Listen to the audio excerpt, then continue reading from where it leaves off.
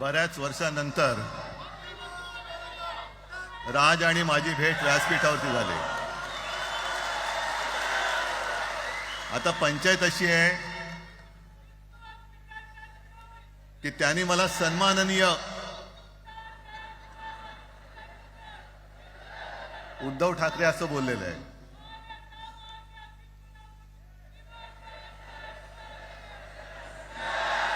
ठीक आहे. आणि साहजिकच आहे की त्याचंही कर्तृत्व आपण सर्वांनी पाहिलेलं आहे.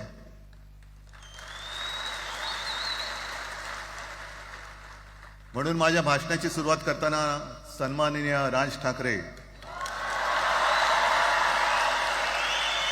आणि जमलेल्या माझ्या तमाम मराठी हिंदू बांधवांनो, भगिनींनो आणि मातांनो,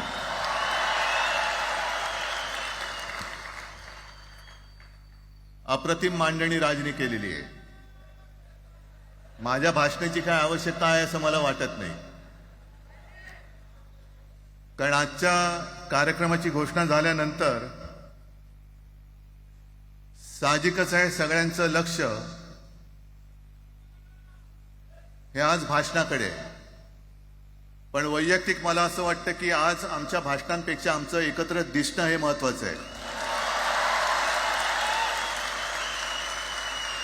सर्वप्रथम मी इकडे समोर सगळेजण बसलेत, ज्यांनी ज्यांनी मराठी भाषेसाठी पक्षभेद विसरून एक मराठी माणसाची वज्रमूठ दाखवली, त्या सगळ्यांना धन्यवाद देतोय. दीपक पवार पण त्याच्यात आहेत, सगळेच आहेत, मुणगेकर साहेब आहेत, सुप्रियाताई आहेत, सगळेच आहेत. कोणाकोणीची नाही. महादेवराव बसले. महादेवराव आपल्याला सुद्धा बऱ्याच वर्षांनी पाहिलं. त्या वेळेला काय जानकर बी अंजान होते, असं होतं. पण एक गोष्ट नक्की की आमच्या दोघांमध्ये जो काही अंतरपाठ होता तो आनाजी पंतांनी दूर केला.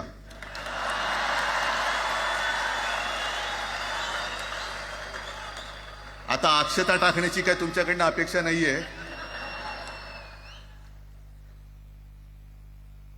एकत्र आलोय एकत्र राहण्यासाठी.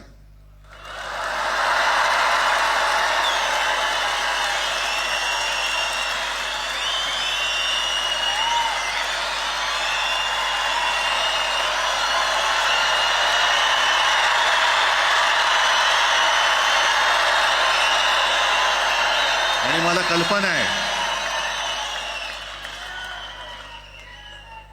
आज मला कल्पना आहे की अनेक बुवा महाराज हे बिझी आहेत. कोण लिंब कापतय, कोण टाचण्या मारतय, कोण गावी जाऊन अंगारे दुपारे करत असेल, रेडे कापत असतील. त्या सगळ्यांना सांगतो, या सगळ्या भोंदूपणा विरुद्ध माझ्या आजोबांनी लढा दिला होता आणि त्यांचे आम्ही वारसदार म्हणून तुमच्या समोर उभे ठाकलेलो आहोत.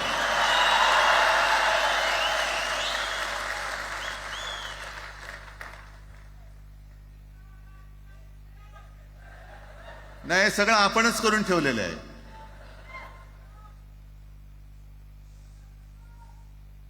भाषेवरनं जेव्हा एखादा विषय निघतो तेव्हा तो केवळ वरवरचा धरून चालणार नाही. मधल्या काळामध्ये अगदी दोघांनी, म्हणजे मी काय राजने काय, आपण सगळ्यांनी या नतद्रष्टांचा अनुभव घेतलेला आहे. वापरायचं आणि फेकून द्यायचं. आता आम्ही दोघं मिळून तुम्हाला फेकून देणार आहोत. आजपर्यंत वापर करून घेतलात. अरे डोक्यावरती जर का शिवसेना प्रमुख नसते तर तुम्हाला ओळखत कोण होतं या महाराष्ट्रामध्ये? कोणत्या भाषेत बोलत होतात? अगदी राज, तू सगळ्यांची शाळा काढली, मला एका प्रश्नाचं उत्तर पाहिजे, मोदींची शाळा कोणती? सगळ्यात उच्च शिक्षित आहेत.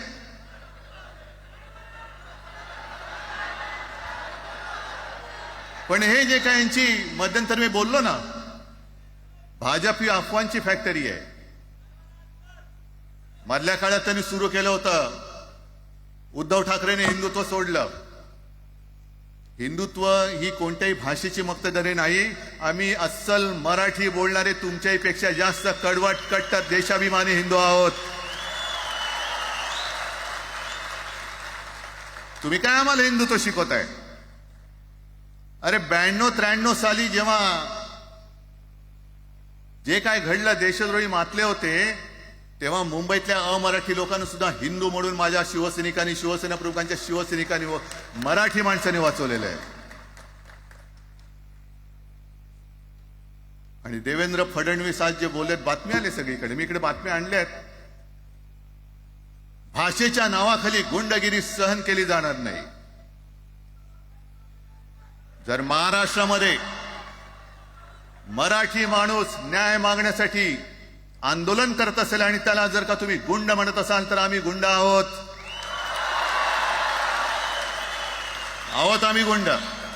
न्याय मागणं म्हणजे गुंडगिरी नाहीये. आणि जर का गुंडगिरी केल्याशिवाय तुमच्या दरबारी न्याय मिळत नसेल, तर आम्ही गुंडगिरी करूच.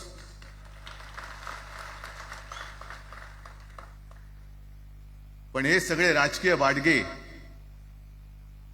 देवेंद्र फडणवीसांची आजचं वक्तव्य म्हणजे मला संयुक्त महाराष्ट्र चळवळीच्या वेळेला सखा पाटलांनी केलेलं एक वक्तव्य आठवते. हे असेच तेव्हाचे, जो दिल्लीत बसतो त्याचे पाय चाटणारे इथले राज्यकर्ते असतात, ते त्यांना मी बाडगे म्हणतोय.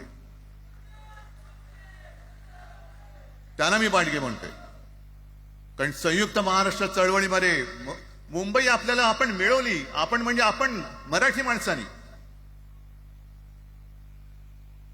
तेव्हाही तत्कालीन जे सत्ताधारी होते, हो अगदी काँग्रेस होतीच ना तेव्हा सत्तेवर, मुंबई मराठी माणसाला द्यायला तयार नव्हती. आणि तेव्हा सुद्धा एक मराठी माणूस, म्हणजे आज जे बोलतात ना आम्ही मराठी नाहीत का, अरे तुम्ही नुसतं नावाने मराठी आहात, तुमच्या अंगात मराठी रक्त आहे की नाही आता तपासावं लागेल. आणि सखा पाटील बोलले होते, यावच चंद्र दिवाकरो, मुंबई महाराष्ट्राला मिळणार नाही. कशी नाही मिळत? झुकवलं, वाकवलं, गुडघ्यावरती आणलं मराठी माणसांनी. आणि मुंबई आपल्या हक्काची, तुम्ही आता जी घोषणा घेतली ना, दिली ना, ती मुंबई आपल्या हक्काची आपण लढून आपण मिळून घेतली.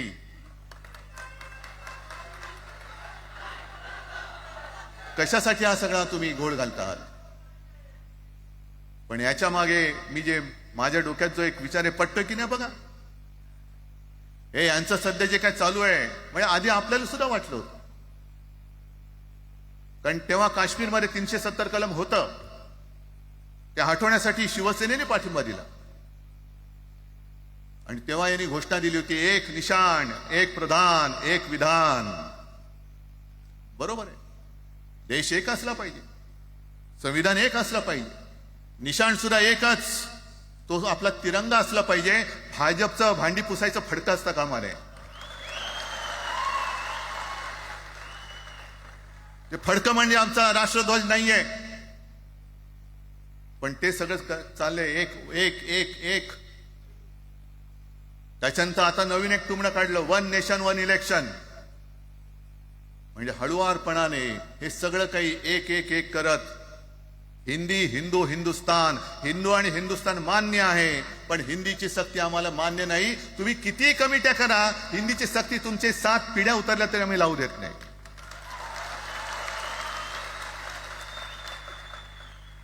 मग एक फेक नरेटिव्ह पसरवायचं. हे उद्धव ठाकरेच्याच काळातलं. अरे उद्धव ठाकरे एवढं काम करत होता, मग पाडलं कशाला गद्दारी करून? तान्या बोंबललात तेव्हा. पण मी अभिमानाने सांगेन, माझ्या मंत्रिमंडळातले सहकारी इकडे बसले, जितेंद्र आव्हाड आहेत, आणखीन कोणी असतील. मी मुख्यमंत्री असताना महाराष्ट्रामध्ये मी मराठीची सक्ती केली होती आणि केलीच, ज्याचा मला अभिमान आहे. काय केलं त्याचं तुम्ही? मराठी भाषा महाराष्ट्रामध्ये सक्तीची करावी लागली. का करावी लागली? कोण आहेत आमच्या मराठीचे दुश्मन? कोण आहेत? पण महाराष्ट्रामध्ये मराठीची सक्ती केल्यानंतर सुद्धा काही लोक कोर्टामध्ये गेले. ती गुंडगिरी नाही होत. पण आता कोणतरी एक तो भेडी असलं त्याचं नाव,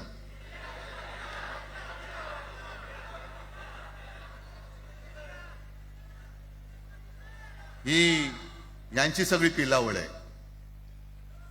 तोडा फोडा आणि राज्य करा. आपण ज्या काही गोष्टी केल्या होत्या, हे म्हणतात म्हणे शिवसेनेने आजपर्यंत काय केलं.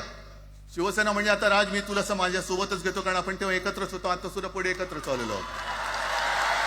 त्याच्यामुळे आपलं सगळं तेव्हाच म्हणतोय, आपला एवढ्या वर्षाचा कालखंड मराठी माणूस म्हणे मुंबई बाहेर नेला. मराठी माणूस आम्ही मुंबई बाहेर नेला असं जर का तुम्हाला वाटत असेल तर 14 सालानंतर तुम्ही मुंबई आणि महाराष्ट्राचे जे काही लचके तोडले, मुंबईतून सगळे उद्योगधंदे, महाराष्ट्रातून उद्योगधंदे सगळे पळवले, आर्थिक केंद्र गेलं, हिरे व्यापार गेला, मोठमोठी ऑफिसेस गेली. आपल्याकडे येणारे उद्योगधंदे जे आपल्या काळात येत होते ते कुठे गेले? मग काय तेवढाच हिंदुस्थान किंवा तेवढाच सगळे हिंदू आहेत? तेवढेच हिंदू आहेत? आम्ही सगळं करत होतो, केलं होतं. पण तुम्ही पहिल्या प्रथम गद्दारी, आमच्यात गद्दारी करवलीत आणि तुम्ही आमचं सरकार पाडलं. याचं कारण तुमचे जे मालक तिकडे बसलेले 2 व्यापारी, त्यांचे बूट चाटण्यासाठी तुम्ही हे सगळं करता.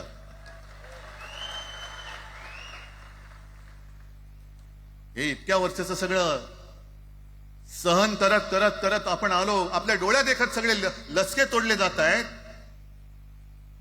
आपल्या दोघांनाही भांडवलं जात आहे आणि नतद्रष्ट आपल्या डोक्यावरती बसतायत. किती काळ सहन करायचंय? प्रत्येक वेळेला काही झालं की भांडाभांडी लावायची. आता सुद्धा तेच होणार. म्हणजे आम्ही एकत्र येणार, आल्यानंतर निवडणुकीपर्यंत एकत्र राहतील का? सत्ता प्राप्ती, काही जण म्हणतात की यांचा मराठीचा नाही, महापालिकेचा आहे. अरे नुसता महापालिकेचा नाही, तर आमच्या महाराष्ट्राचा आहे. आम्ही महाराष्ट्र सुद्धा काबीज करू.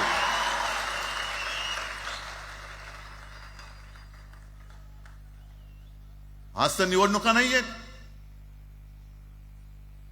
आमची सत्ता, सत्तेवरती जे शिवसेना प्रमुखांनी सांगितलं, अरे सत्ता काय, सत्ता येते आणि सत्ता जाते. पण आपली ताकद ही आपल्या एकजुटीमध्ये असली पाहिजे. दर वेळेला संकट आलं की आपण सगळे मराठी एकवटतो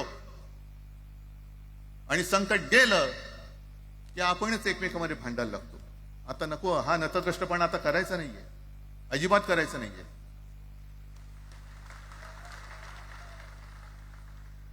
कारण गेल्या विधानसभेत त्यांनी जे काय केलं, बटेंगे तो कटेंगे. आपल्याला काय वाटलं होतं की हिंदू मुसलमानांमध्ये करतायत. हिंदू मुसलमान तर केलंच,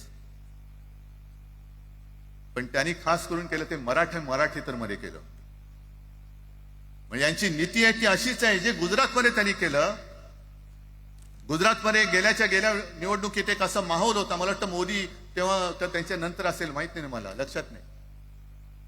वातावरण असं पेटलं होतं गुजरातमध्ये की बस आता पटेल याला आपटेल.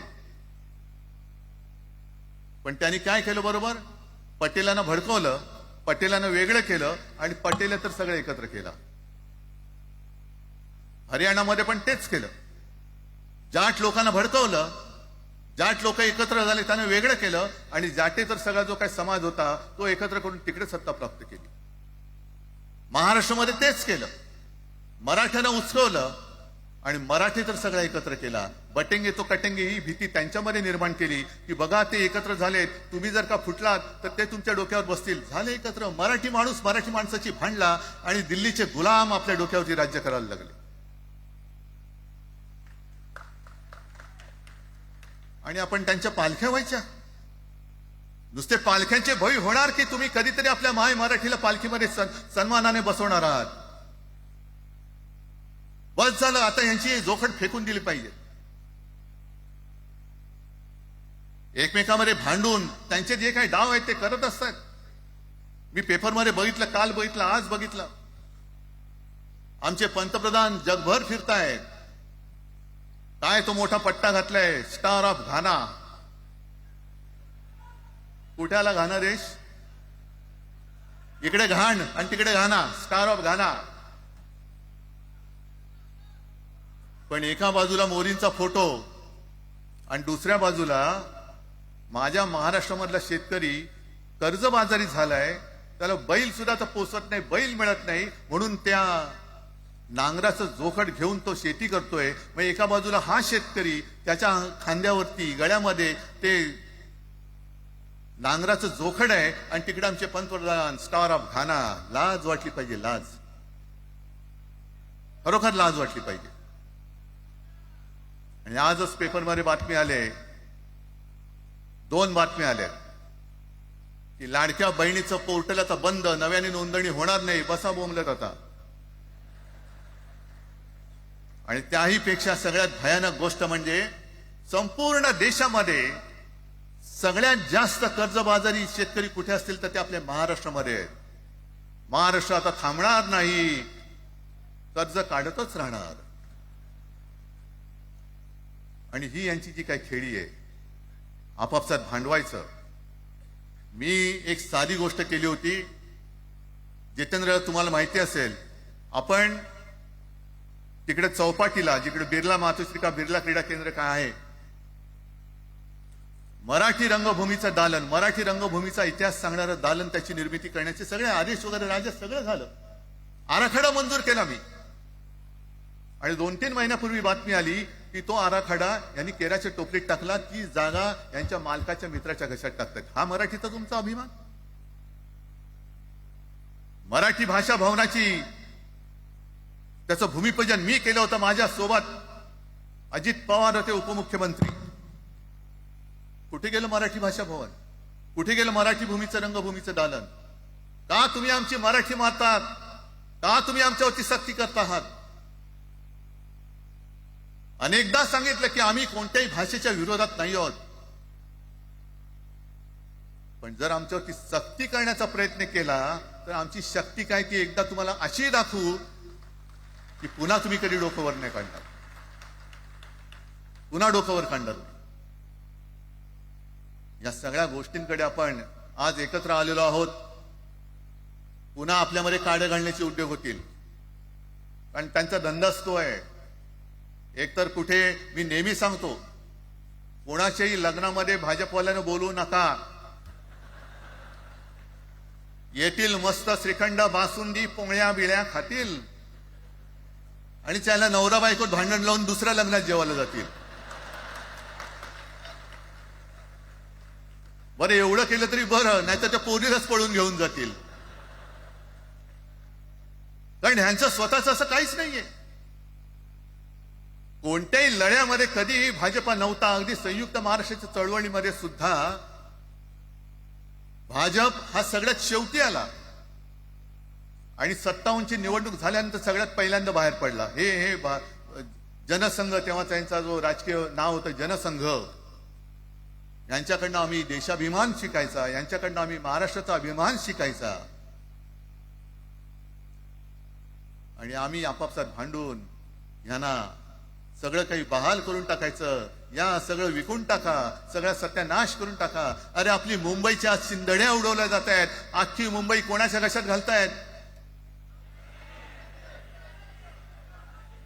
कोणाच्या? बघत बसायचं सगळं. म्हणजे आज सगळ्यात जास्त जर कोणी जमिनीचा मालक मुंबईमध्ये असेल तो यांच्या मालकाचा मित्र आहे, अदानी. कोणाची जागा? कोणी रक्त सांडलं? कोणी रक्त सांडलं? कोणी? ते हुतात्मा स्मारकाला वंदन करताना सुद्धा आपल्याला लाज वाटली पाहिजे. अरे, त्यांनी तर रक्त सांडलं, बलिदान केलं, पण त्यांनी रक्त सांडून मिळून गेलेली मुंबई जर का आपण राखू शकणार नसू तर आपल्याला लाज वाटली पाहिजे, शरम वाटलं पाहिजे. म्हणून त्या रक्ताची शपथ घेऊन मुंबई आणि मराठीच्या रक्षणासाठी आपल्याला उभं राहायला पाहिजे. ठीक आहे, असतील, होते, मत पटली होती, पटले नसतील, पण याच्या पुढे मराठी आणि महाराष्ट्र धर्माचं रक्षण करणं. आमचा हनुमान चालीसाला विरोध नाहीये, पण मारुती स्तोत्र आम्हाला का विसरायला लावताय? मारुती स्तोत्र आहे ना, भीमरूपी महारुद्रा. आमचा जय श्रीरामला विरोध नाहीये, पण भेटलाय म्हटल्यानंतर राम राम हे म्हणणारे आम्हीच मराठी. हे तुम्ही आता जय श्रीरामची घोषणा द्यायला लागलात, पण जय जय रघुवीर समर्थ सांगणारे समर्थ रामदास त्यावेळेला आमचे होऊन गेले. त्यांनी आम्हाला पहिल्यांदा रामाची भक्ती शिकवली. त्याच्यामुळे यांचा काही आगा नाही, पिछा नाही. राजकारणातले हे व्यापारी आहेत, वापरा आणि फेका. तो एक गद्दार काल एक बोललाय, जय गुजरात.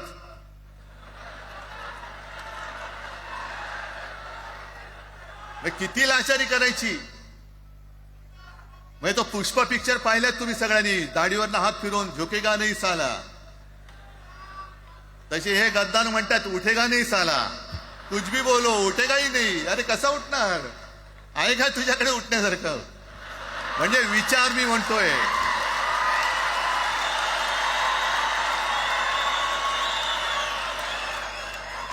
अरे विचार वगैरे मी म्हणतोय.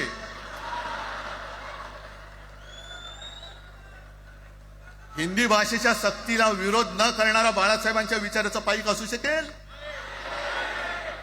आपला मालक आला म्हणून त्याच्यासमोर जय गुजरात म्हणणारा आपल्या बाळासाहेबांच्या विचाराचा पाईक असू शकेल? मग आता जे मला वाटतं कुठल्या एबीपीचं होतं ना, उघडा डोळे बघा नीट. डोळे उघडलेत?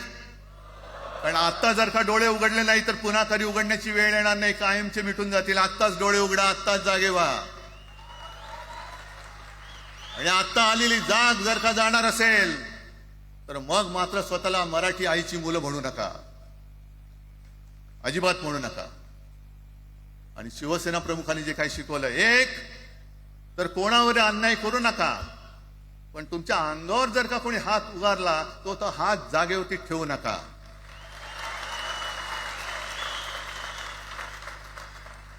देवेंद्र फडणवीस भाषिक गुंडगिरी सहन करणार नाही तुम्ही म्हणता आहात. मला एक मराठी माणूस असा दाखवा की जो आपल्या देशात इतर राज्यामध्ये जाऊन गुंडगिरी करू शकतो. हिंमत आहे त्याची? एक मराठी माणूस दाखवा.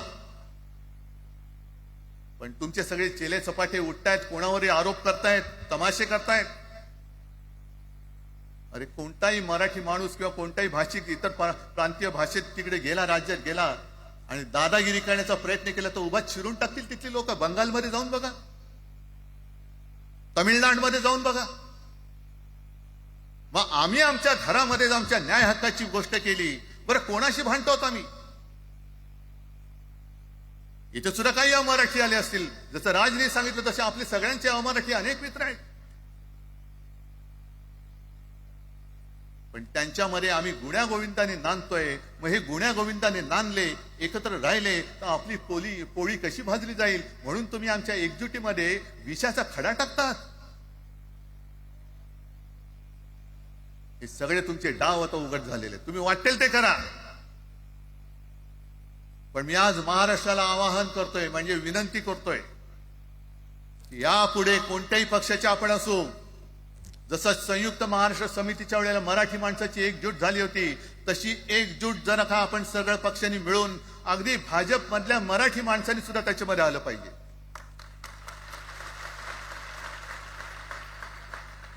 का नाही यायचं?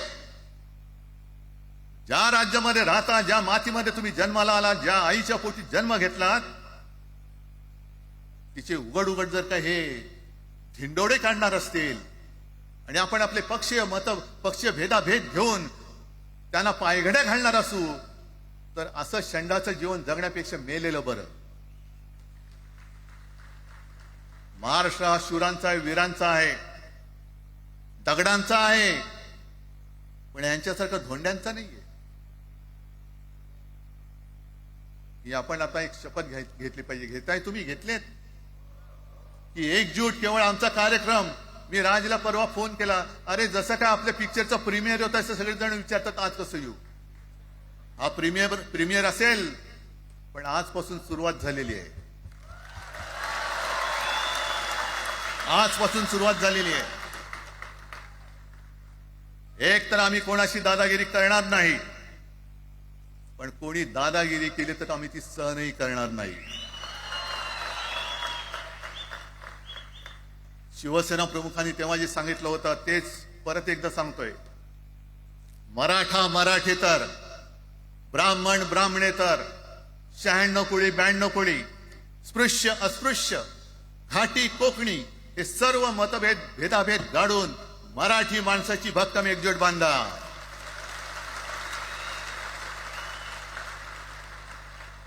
आणि शेवटी एक आवाहन करतो, हे सगळ्या मराठी माणसांना आणि मराठी प्रेमींना आहे, तुटू नका, फुटू नका आणि मराठी ठसा पुसू नका. जय हिंद, जय महाराष्ट्र.